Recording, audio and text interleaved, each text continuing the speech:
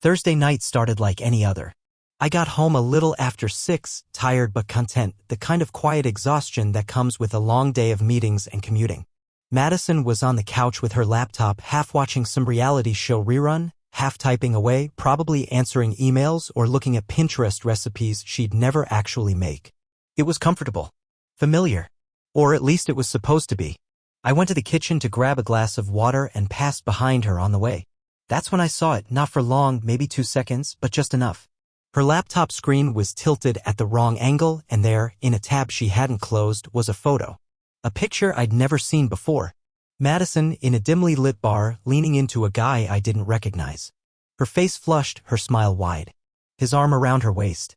And something about the photo, the closeness, the way her body leaned into his without hesitation made my stomach clench. I froze. Just for a breath. She noticed. "What's up?" she asked casually, like nothing happened. But her hand was already moving, quick, practiced, to close the browser tab. Click. Gone. Like she thought if she shut it fast enough it'd erase what I'd seen. I didn't answer right away. "Who was that?" I asked, keeping my voice as neutral as possible. She blinked once, like she needed a second to catch up. Then she smiled, that effortless, off-the-shelf smile she used when she needed to sell a story. "Oh, that," she said, with a light laugh that didn't touch her eyes. "Just an old friend. From college, I think. I ran into him at the bar last weekend. Total coincidence."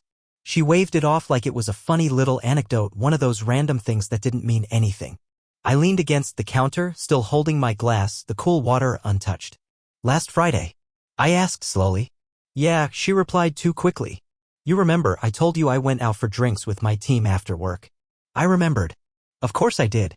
That night she came home around midnight, hair windblown, eyeliner a little smudged, smelling like that new perfume she only wore for special occasions. She told me it was a girls' night, work bonding over margaritas, something harmless. I didn't question it. Why would I? Until now. "Strange," I said, keeping my tone light. "You didn't mention running into anyone." She shrugged, still smiling, but her shoulders looked a little tighter now. "It didn't seem worth mentioning. We said hi, caught up for a second, snapped a photo. That was it." She glanced at the TV, then back at me. "Seriously, it's nothing." I nodded slowly, but my gut didn't buy it. There was something about the way she moved, too casual, too smooth. The explanation came too fast, like it was already locked and loaded. Before I could say anything else, she switched gears like a pro. "Oh, by the way," she said, as if we hadn't just uncovered a small rupture in the foundation of our relationship, "Emma's planning a girls' night next Friday. We might do dinner and maybe hit that rooftop place downtown. You remember, the one with the weird cocktails?" She grinned like it was just another piece of casual news. Like everything was normal. "Cool," I replied, forcing a smile. I walked to the fridge, pulled out a bottle of iced tea, and poured myself a glass like that was the most pressing thing in the room. But in my head, something shifted. It's a strange feeling when you realize you're being lied to. It's not the words themselves, it's the quiet space around them. The way someone avoids your eyes, or the way they pretend they don't know exactly what you're asking. The part where they smile too easily, talk too fast, or act like you're the weird one for even being curious. I didn't confront her again that night. I didn't even bring it up. But once I had that seed of doubt, it started growing fast, pushing up through the cracks in every conversation, every excuse she gave for being late or staying out longer than expected. Later that night, when she was asleep beside me, I lay awake staring at the ceiling fan, listening to the soft rhythm of her breathing. The image of that photo kept looping in my mind, her body pressed into his like they were meant to fit, like I wasn't part of the picture at all. I tried to dismiss it. Tried to be logical. Maybe it really was just a coincidence. Maybe they really did just take a picture and part ways. Maybe this was all in my head. But if that were true, why had she shut the laptop so fast? Why hadn't she told me about him before I saw the photo? Why did her story feel rehearsed? I didn't know what I was accusing her of, not exactly. But that night, I started paying attention in a way I hadn't before. It wasn't paranoia. It wasn't jealousy. It was something simpler, a gut feeling that something about my life wasn't quite as solid as I thought. And I knew without a doubt that this wouldn't be the last time I questioned her honesty. I tried to let it go. Really, I did. But by Friday morning, the photo wouldn't leave my mind. It stuck to the inside of my skull like glue. No matter what I focused on, emails at work, a client call, even the mundane act of fixing my tie in the mirror, it was there. That picture of her and the guy. The fake laugh. The arm wrapped around her waist like it belonged there. The timestamp. The lie. The more I thought about it, the more it dug in. Not just the photo, but everything that came before it. Moments I'd shrugged off. Things I'd chosen not to see. Like how Madison had started going out more. Not gradually, but all at once. It started a couple months ago, right around the time her department got a new director, some internal hire from another branch, I think. She started talking about team outings and networking events. Late dinners that just ran long. Happy hours that somehow bled into midnight. Every time I believed her. Or maybe I wanted to. She used to come home and kick off her heels at the door, flopping onto the couch with that tired but happy look that said the day was finally over and she was back where she belonged. That version of her, the one who shared every detail of her day, who laughed when I teased her, who always reached for my hand during a movie, that version started fading. Slowly at first, then all at once. I remember one night, a few weeks back, she came home wearing a new perfume. It was subtle, clean, but unfamiliar. Not the scent I bought her last Christmas or the one she'd worn for years before that. This one was sharper. More adult, I guess. I told her she smelled different and she laughed it off. "Oh, just a sample I got from Sephora," she said, brushing past me like it didn't matter. But I noticed how she only wore it on nights she went out. I also noticed how her phone habits changed. She used to be careless with it, leaving it on the kitchen counter, screen up, not even bothering to put it on silent. Yeah? It was always face down. Always locked. If I walked into the room while she was mid-text, she'd swipe away from the screen as if catching a reflex. I remember once, maybe 2 weeks ago, she was on a call while I was folding laundry. I wasn't even paying attention until I heard a low male voice coming through the speaker. I couldn't make out the words, just the tone. Confident. Comfortable. The second I stepped into the room, she scrambled, hitting mute so fast it might as well have been a fire alarm. "Sorry, work stuff," she said with a forced grin. Boring.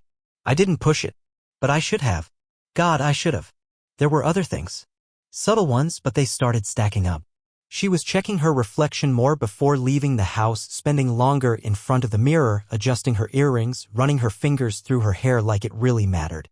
She used to ask me, "Do I look okay?" before heading out. Lately, she didn't. Because she wasn't dressing for me. And it wasn't just that she came home late, it was how she came home. Buzzed sometimes.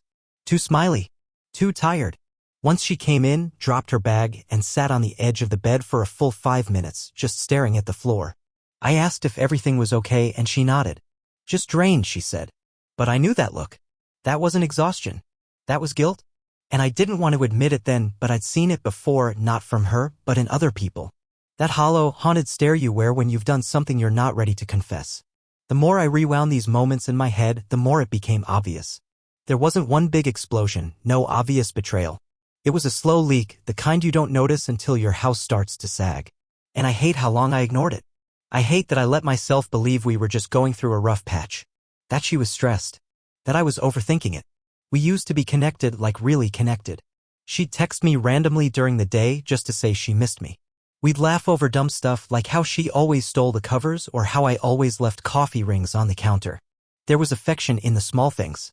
Yeah? It was like living with a stranger.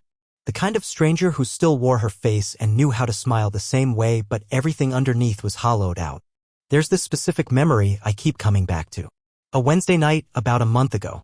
She came home with takeout Thai food, my favorite, and we sat down to eat together. For a second, everything felt normal. She told me about a presentation she had to lead the next morning. I cracked a joke about her turning into a PowerPoint queen. She laughed. Really laughed. I remember thinking, maybe we're okay. But then her phone buzzed. She glanced at it and the smile vanished. She got quiet. Put it down face down, didn't touch her food again.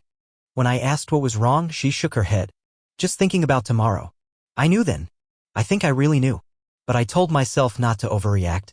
Friday morning, I woke up and she was already gone. No kiss, no have a good day. Just an empty pillow and the faintest scent of that new perfume still clinging to the sheets. I sat on the edge of the bed, running my hands through my hair, and tried to convince myself it wasn't what it looked like. But it was. I didn't say anything that day. Not to her. Not to anyone. But I started looking closer. Watching more carefully. My gut told me something was happening, and I finally started listening. It wasn't just one lie, one moment. It was a dozen little betrayals, quiet ones, spread across weeks. Her distance, her evasiveness, her sudden bursts of cheer when she was about to leave for work drinks or Emma's birthday dinner. The same cheer that evaporated the moment she stepped back into our home. And maybe worst of all, she didn't seem to miss me. She didn't even seem to notice I'd withdrawn. That I'd stopped reaching out as much, stopped texting her midday like I used to. It was like I could vanish and she wouldn't flinch. That's what really broke me. Not the lies. Not yet. But the indifference. I always thought if our relationship ever crumbled, it'd be with yelling, slammed doors, accusations. But this was quieter. A slow fading out. Like watching someone you love walk into the fog and realizing they're not looking back. And still, I hadn't asked her again. Still, I hadn't confronted her about the photo. I told myself I needed more proof. Something solid. Something she couldn't explain away with a smile and a half-story. That's when I remembered the security camera. Months ago, I installed a small camera above the front door. Motion-activated, tied to my phone. I barely used it. It was mostly there for package thefts and the occasional raccoon rummaging through her trash. Madison never mentioned it again after it went up. I didn't even think she remembered it was there. But I did. And suddenly, I knew exactly what I had to do next. Saturday came and went like a loaded G***N on the table. You don't touch it, but you can't stop thinking about it. Madison was in her usual weekend mode, sleeping in, brunching with friends, acting like everything was sunshine and avocado toast. I was quiet that morning, sipping coffee while scrolling aimlessly through the news, but my mind wasn't on headlines or weather reports. It was on that camera, the one above our front door. I hadn't touched the app in months, but I'd re-downloaded it Friday night, my hands trembling while I typed in the password I swore I'd forgotten. I didn't watch the old footage yet. I wanted to. God, I wanted to. But a part of me was scared of what I might find. That changed Saturday evening. Madison was dressed up, like really dressed up, in a black dress that clung a little tighter than necessary, lipstick that made her mouth pop like a red flag, and heels she hadn't worn since our anniversary dinner 2 years ago. She looked incredible. She always did. But there was something off about the effort. It felt too purposeful. I asked her where she was going. House party, she said lightly, not even looking up from her phone. Old friend from college. Super casual, don't wait up. Who's throwing it? She paused for a breath. Just a beat? Nina. You don't know her. I nodded like I bought it. Like it wasn't a name I'd never heard in 7 years of knowing Madison. Cool. Have fun.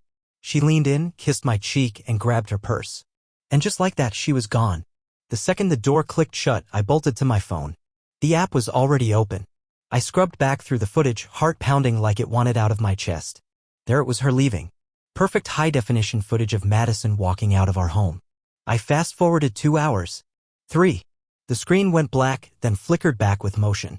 A car pulling into the driveway. Not mine. Not hers. A rideshare. She stepped out. Wearing that same black dress, her hair now tousled like wind or hands had been through it. She paused on the sidewalk. And there he was. Him. The same man from the photo. Leather jacket. Tall. Waiting under the awning like he'd done this 100 times. He didn't wave. Didn't hesitate. Just walked right up to her and kissed her. Right there. No hiding. No shame. Not a friend's hug or a polite hello. A real kiss. Her hands went to his shoulders, and for a second, just one god-awful second, she looked happy. Happier than I'd seen her in months. They turned and walked inside together. The hotel door closed behind them like a coffin lid. I stared at the footage, numb. I didn't blink. I didn't breathe. It felt like the air had turned to cement. I watched it 3 more times just to be sure, as if there was room for doubt.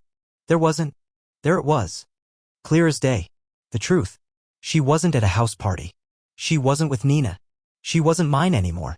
I sat on the couch, phone in my lap, and felt something cold settle over me. Not rage. Not even heartbreak yet. Just silence. The kind that comes right before everything breaks. And then I moved. I don't even remember deciding. I just started doing. Pulled open drawers. Grabbed boxes. Packed her stuff, fast, efficient, surgical. I wasn't thinking about what belonged to her or me. I just wanted it gone. The cardigan she always left on the back of the chair? In the box. The blanket she curled up with on movie nights? Folded and stuffed away. The coffee mug that said mornings S***CK, the one she used every day like it was sacred? In the box. I moved through the house like I was erasing a crime scene. Then I made the calls. One to a locksmith. One to a moving company I found online with next-day availability. Both confirmed. I transferred the rest of our joint savings into my personal account. Changed every password. Unlinked her from our smart devices. Netflix, Spotify, our shared cloud storage, all gone. I didn't cry. Not then. My hands shook, but my eyes stayed dry. I was operating on something colder than emotion, survival, maybe? Or instinct. By the time midnight rolled around, I was sitting in the middle of my living room surrounded by neatly packed boxes labeled with her name. The bed was stripped. Her toiletries were boxed under the bathroom sink. Her shoes lined up like soldiers waiting for their next orders. And I still hadn't texted her. She thought I didn't know. She thought she was getting away with it. She thought she could come home, kick off those heels, and crawl into the same bed she'd left that night like nothing had changed. She had no idea that by the time she came back, she wouldn't be coming home at all. That night, I slept on the couch. Not because I was locked out of the bedroom, but because I couldn't bear to lie in that bed. Not when I knew who she was with. Every thread of those sheets felt like it belonged to a different life. One that had ended the moment she kissed him outside that hotel. The next morning, I watched the sun rise through the blinds. And for the first time since the photo, I felt something real. Anger.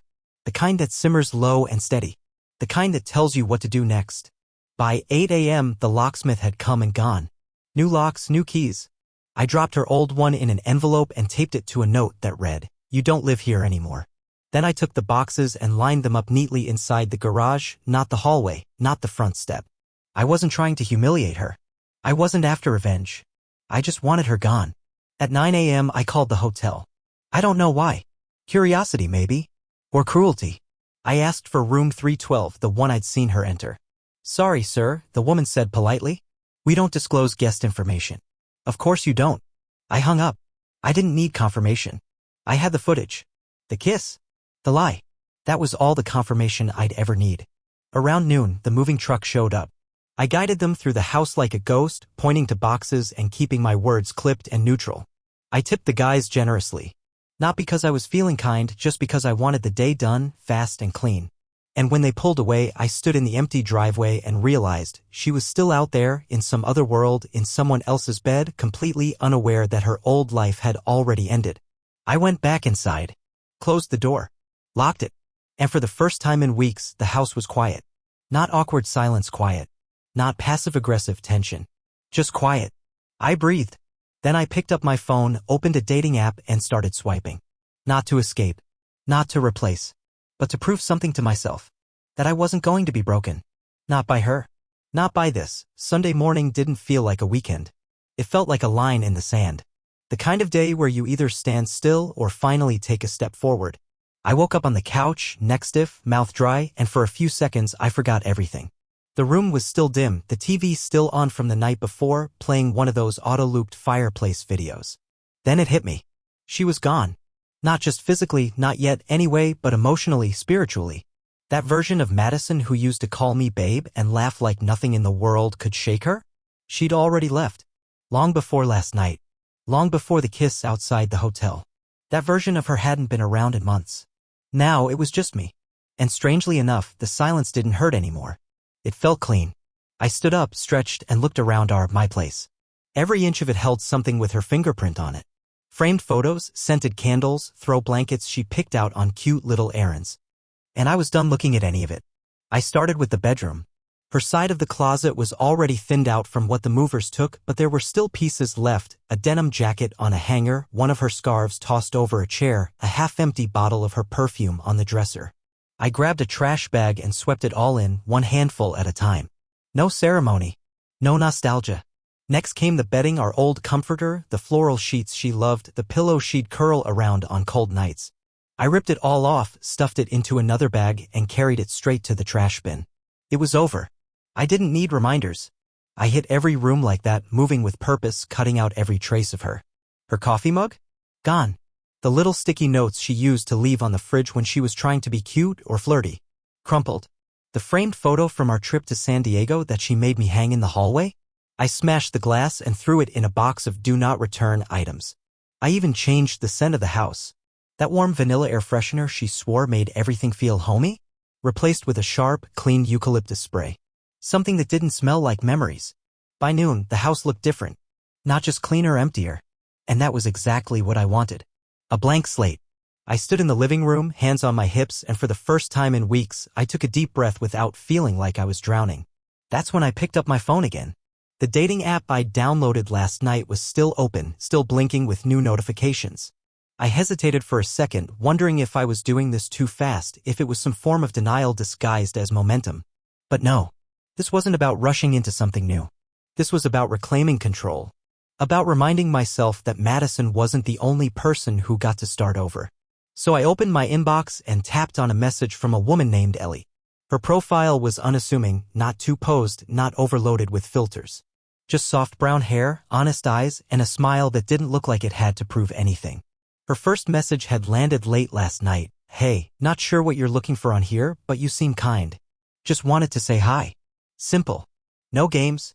No pressure. I replied, hi back. I'm kind of starting over. Not expecting much. Just trying to breathe again. She responded within minutes, that's exactly where I'm at too. No expectations. Just good conversation. We started chatting. Casual stuff, music, favorite movies, guilty pleasure takeout orders. It wasn't flirty. It wasn't deep. It was just real. And that was enough. By that evening, we agreed to meet for coffee. Nothing serious. Just two people with open wounds trying to share a little warmth on a cold day. I changed into something simple. Comfortable. Looked at myself in the mirror and realized I didn't look like a man shattered by betrayal. I looked like someone who'd been through fire and made it to the other side. When I met Ellie, I expected awkwardness, but it didn't come. She smiled and it wasn't forced. We hugged lightly, sat at a corner table, and talked for 2 hours without even noticing the time. She didn't pry. Didn't ask about Madison. Didn't ask if I was okay, she just listened. That night, as I pulled into the driveway and shut off the engine, I sat in the car for a moment, letting everything catch up to me. Madison had been gone for exactly 24 hours. And already, the house felt less like a wound and more like an open door. I walked inside and the quiet greeted me. Not the eerie, tense quiet of secrets, but peaceful, restful. I went upstairs. The bed was made with fresh linens, ones she never touched. The closet had space again. The bathroom counter was clear. Her ghost wasn't there anymore. And as I got ready for bed, I realized something strange. I didn't feel sad. I didn't even feel numb. I felt awake. The next morning, I woke up early. Made coffee. Sat outside on the patio with my mug, wrapped in a hoodie, watching the sky change from blue to gold. There was no rush, no panic, no sick pit in my stomach wondering who she was texting or where she was going. I wasn't waiting for anyone to come home.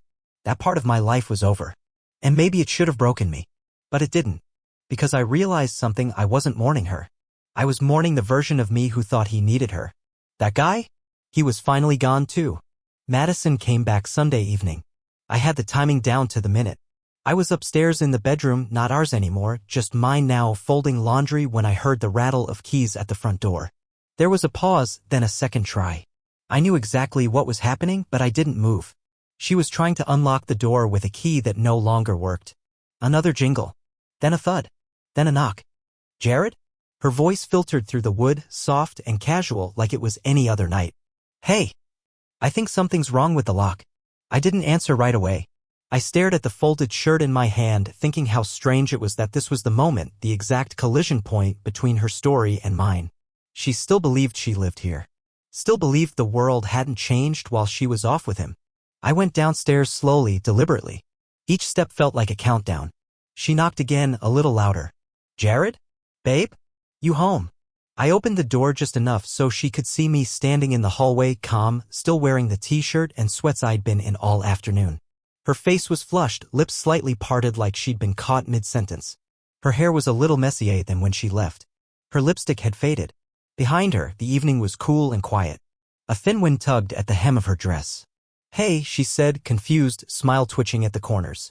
What's going on? My key doesn't work. I changed the locks, I said plainly. Her smile cracked. What? I stepped back slightly so she could see over my shoulder. Just enough. Just far enough inside to take in the changes. Her eyes scanned the hallway. The framed photos gone. The vase she loved packed away. The walls looked bare now, like a hotel room after checkout. The scent in the air was different too. No more vanilla. No trace of her. And then, from the top of the stairs, Ellie appeared. She was wearing my hoodie, the old navy one with the broken zipper, and holding a mug of tea. Her expression wasn't smug or territorial. Just calm. Unbothered. Madison's face drained of color. Her gaze locked on Ellie, then dropped to the hoodie, then flicked back to me. What the hell is this? She asked, voice tight. Not angry yet. Just completely unmoored. This? I said quietly. This is my home. And you don't live here anymore. She stared at me like I'd spoken another language. Wait, she said, stepping forward, her bag sliding off her shoulder. Jared, I don't understand. What is she doing here? Why can't I get in? This is our house. Not anymore. Stop. Just stop. She ran a hand through her hair, voice rising. Okay, I know things have been off. I know we've been distant. But this? What is this supposed to be, Jared? Some kind of punishment? I stayed in the doorway. It's not punishment. It's reality. You're being dramatic, she snapped, trying to push past me, but I didn't move. Her hands went to my arm, and I flinched, not from pain, but from instinct. I didn't want her to touch me. Not anymore. That seemed to hit her harder than anything else. Her hands dropped. This is insane, she whispered. You're seriously just throwing me out? You left already, I said. You just forgot to pack. She looked back at Ellie again, who hadn't moved, hadn't said a word, and then to the living room, where her absence was now permanent.